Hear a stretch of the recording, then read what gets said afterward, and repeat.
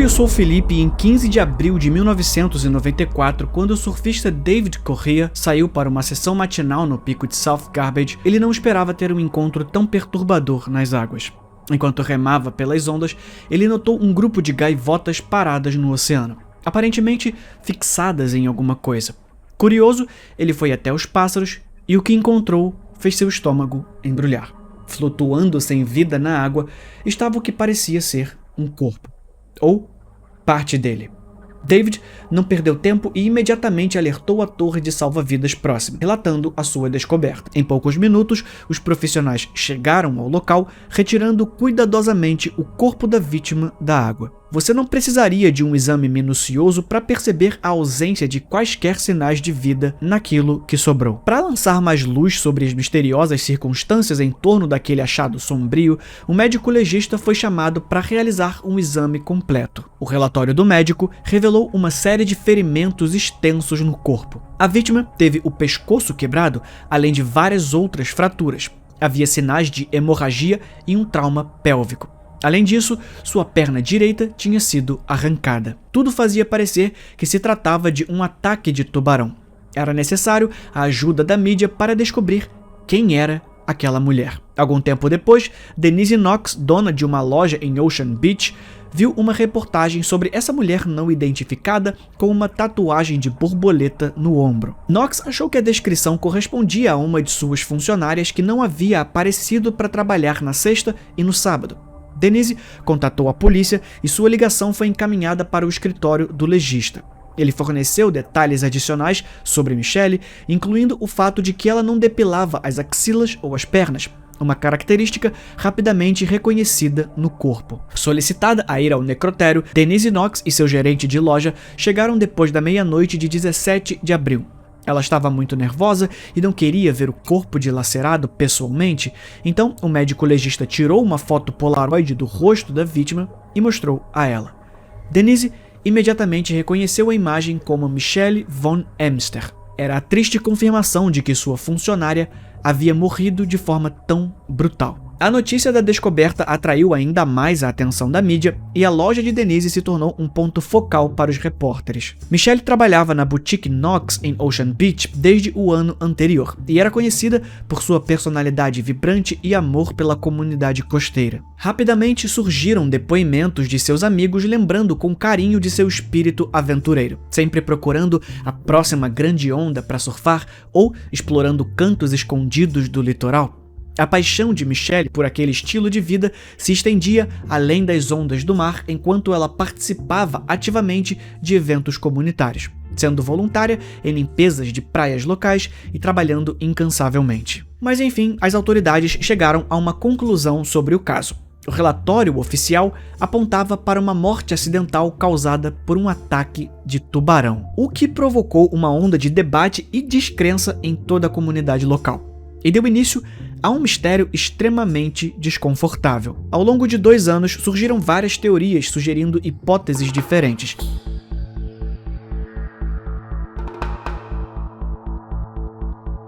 Para alguns, ela caiu ou foi empurrada de Sunset Cliffs e para outros, foi atingida na cabeça enquanto surfava à noite. Havia quem dissesse que ela teve uma overdose em uma festa e tentaram dar sumiço em seu corpo, e também que ela tomou LSD em um show e se afogou durante um mergulho, além da tese de que ela mesma poderia ter se tacado de lá de cima, e especularam até que ela tinha sido vítima de um filme snuff. Especialistas e entusiastas de tubarões opinaram, expressando seu ceticismo sobre a causa da morte dela. Eles argumentaram que as evidências apresentadas eram inconclusivas e não se alinhavam com o comportamento típico dos tubarões na área, ainda mais de tubarões brancos. Mas não apenas isso. A própria Michelle era uma figura enigmática. Em meio a essa porção de testemunhos, surgiam descrições conflitantes do estilo de vida, personalidade e até mesmo de seu histórico de saúde. Alguns a retrataram como um espírito aventureiro e livre, sempre em busca de novas emoções e adotando um estilo de vida pouco ortodoxo. Outros a lembravam como uma pessoa mais reservada e introspectiva, com uma profunda paixão pelo oceano e amor pela comunidade local. O pouco que se sabe sobre a mulher é que ela foi criada em San Carlos, Califórnia, com suas 4 irmãs. Em 1986, ela se formou na Notre Dame High School, uma escola só para meninas. Inicialmente, ela frequentou o St. Mary's College, mas sua busca pelo ensino superior foi interrompido por um câncer. Após 1 ano de tratamento com radioterapia, ela decidiu embarcar em uma nova jornada. Embora Michelle tenha avisado a um amigo em San Diego que ela havia viajado para a Europa, sua mãe, Bernadette, permaneceu incrédula, sugerindo que sua filha não tinha realmente ido a lugar nenhum. Resumindo, Michelle era uma figura misteriosa até para a própria família. No outono de 1992, ela havia se estabelecido em uma casa alugada em Poinsettia Drive, em Loma Portal. Mais tarde, ela se mudou para Ocean Beach e continuou a mudar de um lugar a outro por 2 anos. Inicialmente, ela escolhia morar em quartos em casas parecidas com a que tinha sido criada.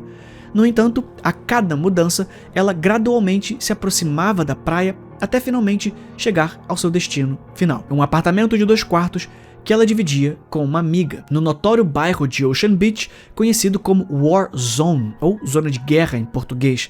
Essa área era famosa por ser controlada por tráfico de drogas, violência e moradias de baixo custo. Em seu currículo, ela escreveu no alto com uma caligrafia elegante e inclinada: "Pessoalmente, eu estou muito interessada em arte." Em 1994, Michelle Von Emster começou a trabalhar na Cabrillo Stationery and Office Supply, uma empresa de material de escritório, explicando que havia aceitado o emprego por ter sido perseguida em seu local de trabalho anterior, a cafeteria Rumors. Ela esperava que trabalhar durante o dia desse um perdido no seu stalker. Embora ela nunca tenha revelado um nome, ela mencionou para algumas pessoas que seu perseguidor andava de motocicleta. Mas se de um lado havia um perseguidor em seus últimos momentos viva, havia uma paixão relâmpago. Um caso de uma noite.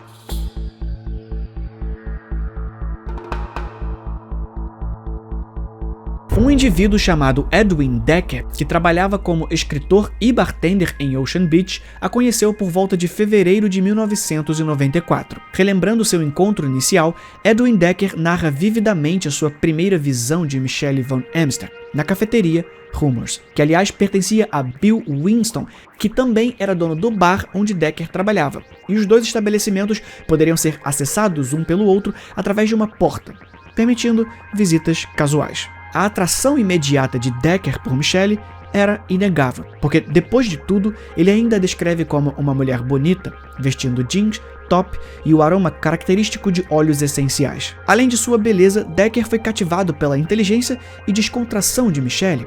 Ele diz que a mulher revelou em uma conversa que gostava de surfar nua. Mas a lembrança de Decker toma um rumo sombrio quando ele relembra a noite de 13 de abril de 1994. Algumas semanas após o primeiro encontro. Depois de semanas de flerte, ele convenceu Michelle a acompanhá-lo para um drink no bar Winston. Nas primeiras horas da manhã, eles foram até o apartamento de Decker na Lotus Street, onde ficaram acordados a noite toda conversando e bebendo. O encontro permaneceu limitado a beijos e mão aqui, mão ali, e eles foram interrompidos pela presença de um amigo dos 2, um segurança que buscava companhia depois de ter sido demitido do bar. Assim, sem marcar um próximo encontro, Michelle Von Emster desapareceu da vida de Decker depois de pegar um táxi para casa na manhã de 14 de abril de 1994. Dias se passaram sem nenhuma comunicação, deixando Edwin Decker desanimado e prestes a perder as esperanças. Enquanto ele lidava com o silêncio da mulher que tinha se apaixonado, todos os canais de TV e rádio só falavam sobre o trágico incidente de uma jovem atacada por um tubarão perto de Sunset Cliffs. Mas antes, uma rápida palavra dos nossos patrocinadores, que no caso sou eu mesmo. Sim, eu escrevi um livro. Ele se chama 3 Pesadelos. Nele, nós vamos discutir alguns dilemas morais através da ficção. 3 histórias assustadoras sobre as piores torturas que um ser humano pode aguentar. Uma menina que acorda presa dentro de um caixão a 7 palmos e um rapaz perseguido por um stalker louco. Se você quiser ler, pode encontrar o link no primeiro comentário fixado. Depois de ler, deixa lá sua avaliação e recomenda para aquele seu amigo que adora uma boa história de terror. Ajuda muito a carreira desse jovem escritor carioca. Agora sim, de volta ao vídeo. Embora as chances fossem pequenas, Decker não conseguia se livrar da sensação de que a vítima poderia ser Michelle. Especialmente porque os relatórios mencionavam uma tatuagem de borboleta no ombro da vítima. Uma imagem que ele lembrava vividamente do tempo em que estiveram juntos. Apesar de sua intuição, Edwin Decker diz que decidiu não entrar em contato com a polícia, presumindo que eles já sabiam a identidade da vítima e estavam apenas aguardando uma notificação da sua família. Profundamente afetado pela suposta perda de um grande amor, ele canalizou as suas emoções para a poesia, compondo uma obra intitulada Shark Attack. Esse poema, no mínimo peculiar, posteriormente foi publicado em sua coleção Barzilla e Outros Salmos. Os relatórios diziam que havia uma tatuagem, uma borboleta em seu ombro, que eu lembrei naquela noite, no meu sofá, quando eu, como o tubarão, mastiguei seus lábios e tirei sua camisa. E é aqui que entra outra pessoa importante para o caso: Coco Campbell.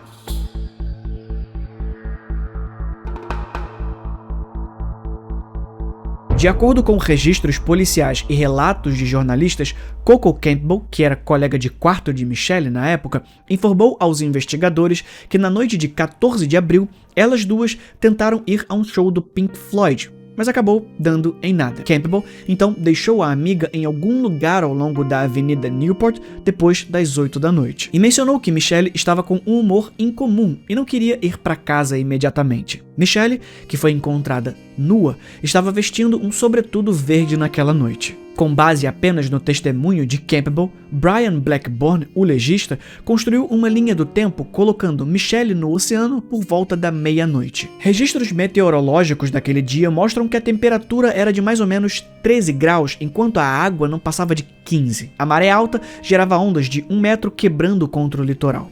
O céu nublado bloqueava a lua nova, criando um mar escuro e ameaçador. Apesar da ausência de testemunhas, Brian afirmou que Michelle entrou na água sozinha e nua, com essa temperatura, na escuridão da noite. 3 dias depois que o corpo de Michelle foi encontrado, o especialista em tubarões Ralph Collier foi citado no San Diego Union Tribune, sugerindo que o diagnóstico inicial de um ataque de tubarão parecia plausível.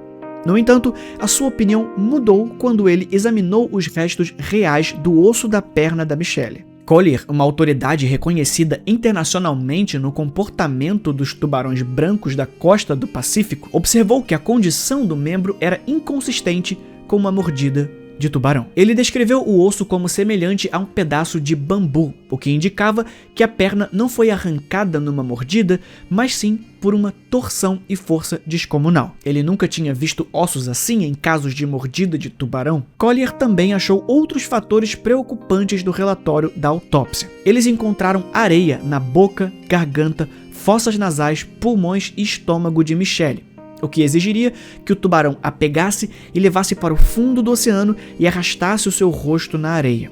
Segundo Collier, esse comportamento não é típico dos tubarões brancos. Além disso, a ausência de impressões de dentes de tubarão branco entre as marcas de mordida no corpo de Michelle levantou mais dúvidas. Collier enfatizou que os dentes do tubarão branco deixam marcas distintas e identificáveis, permitindo que os especialistas determinem o tamanho do tubarão, mas nenhuma dessas foi encontrada no corpo de Michelle. Essas inconsistências levaram o especialista a concluir que as evidências não se alinhavam com o comportamento típico do tubarão branco. Brian Blackburn, que nunca havia encontrado uma fatalidade de tubarão em San Diego antes, procurou ajuda do Instituto de Oceanografia de Scripps. Lá, ele procurou por Richard Rosenblatt, um professor de biologia marinha de 84 anos que nunca viu o corpo, mas forneceu orientação remotamente. Rosenblatt informou a Blackburn e ao dentista forense Skip Sperber que, se um tubarão realmente tinha arrancado a perna, só poderia ter sido um tubarão branco. E essa foi a versão oficial. No entanto, Rosenblatt expressou dúvidas devido à presença de outras feridas no corpo de Michelle que eram inconsistentes com o comportamento do tubarão branco. No final das contas, apesar da sugestão inicial de um ataque de tubarão, as evidências e opiniões de especialistas como Collier e Rosenblatt lançaram dúvidas sobre essa conclusão. A natureza dos ferimentos, a presença de areia em locais inesperados e a ausência de marcas de dentes de tubarão branco e até mesmo pedaços de dentes que o animal costuma deixar para trás quando morde com tanta força, levantaram questões sobre a verdadeira causa da morte de Michelle von Amster. O caso seria revisitado quase 20 anos depois.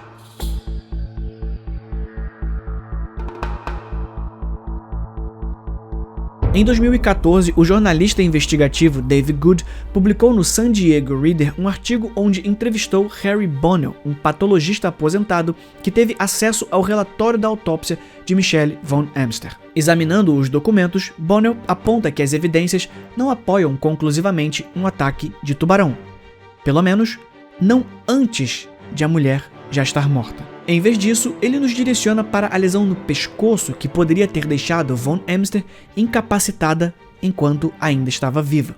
A presença de areia em seus pulmões é consistente com vítimas que estão vivas durante incidentes traumáticos. Além disso, Bonnell destaca uma fratura com hemorragia, algo que é incomum em ataques de tubarão, mas é mais alinhado com lesões causadas por ataques de animais terrestres, e que poderia indicar que a perna foi arrancada ainda em terra. A falta de enrugamento dos dedos, que normalmente ocorre após passar um tempo submerso na água, indica que Michelle provavelmente não permaneceu na água por um período prolongado. Bonnell estima que ela estava viva na água por não mais do que 30 minutos, pois o sangramento subcutâneo observado teria cessado alguns minutos após a morte. Quando questionado sobre a credibilidade da causa da morte ter sido a mulher ter ficado presa embaixo d'água incapaz de escapar de um ataque de tubarão, ele reconhece que sim, é uma possibilidade. No entanto, ele considera essa explicação improvável. O tubarão como explicação é, na verdade, uma explicação bem mais complexa. Em 2008, Dave Martin, um homem de 66 anos, acabou se tornando o primeiro e único caso registrado por ataque de tubarão em San Diego. Assim como no caso de Michelle, ninguém viu o tubarão ou o ataque, mas as marcas no corpo do homem, que teve suas pernas dilaceradas, deixavam claro o que tinha acontecido. Após esse caso trágico, relatos da mídia chamaram a atenção para outros incidentes que poderiam ser relacionados a tubarões na história de San Diego, incluindo o desaparecimento de Robert Pumperin. A confusão sobre o caso foi tão grande e o veredito questionado por tantos especialistas que a causa da morte sendo um ataque de tubarão foi removida dos documentos. Oficialmente, a versão passou a ser de que ela foi morta e só então foi mordida por um tubarão. O que causou a sua morte permanecia um mistério.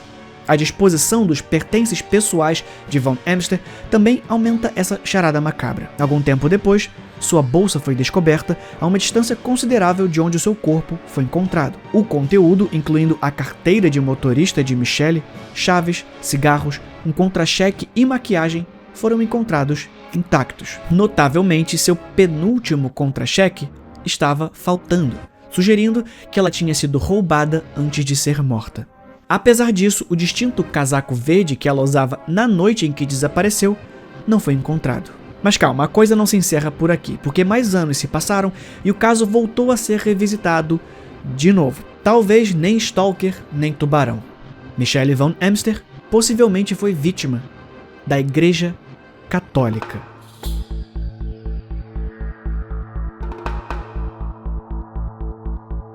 Eu sei que pode parecer bizarro, mas tudo começou com uma página da Wikipédia. A página em questão, que contava a sua história, foi editada. A adição afirmava que a causa de sua morte era conhecida, mas não havia sido divulgada ao público. Quando você clicava na fonte para verificar de onde essa informação foi tirada, a página dizia que a fonte havia sido removida por conter uma imagem com direitos autorais. O usuário, chamado ColonTM, havia feito essa edição em 21 de junho de 2021. Junto da adição havia escrito: "Atualizei detalhes sobre a morte da minha irmã. Não há nenhum mistério aqui." Depois de uma breve investigação, a equipe do podcast Shark Files, que cobre histórias envolvendo ataques de tubarão, conseguiu encontrar uma irmã de Michelle, a suposta pessoa que editou a página.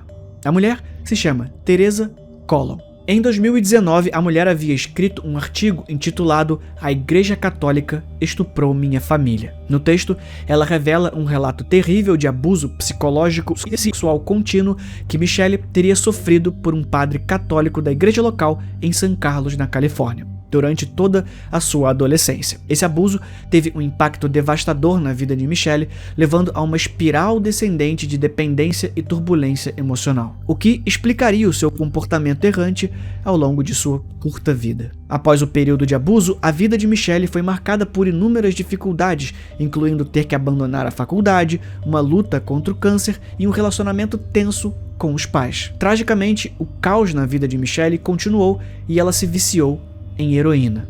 Sua vida chegou a um fim doloroso quando ela foi assaltada à mão armada, reagiu, foi morta e seu corpo foi jogado na água em South Garbage para ser encontrado pouco tempo depois. Se Michelle conhecia o seu assassino e devia alguma coisa, é impossível saber. Apenas especular em cima do pouco que a irmã de Michelle contou à equipe do podcast. O padre, que não teve seu nome revelado, foi condenado em outros casos de abuso sexual. A decisão da família em encerrar o assunto e não levar à mídia é manter a discrição e deixar que a coisa mais importante sobre Michelle sejam suas memórias de quando ainda estava viva. Essa é uma possível solução, ainda que o caso permaneça oficialmente sem solução. Esse foi o vídeo de hoje. E tem mais casos reais bizarros clicando nesses quadradinhos que estão aparecendo aqui na tela agora. A gente se vê na próxima. Fui.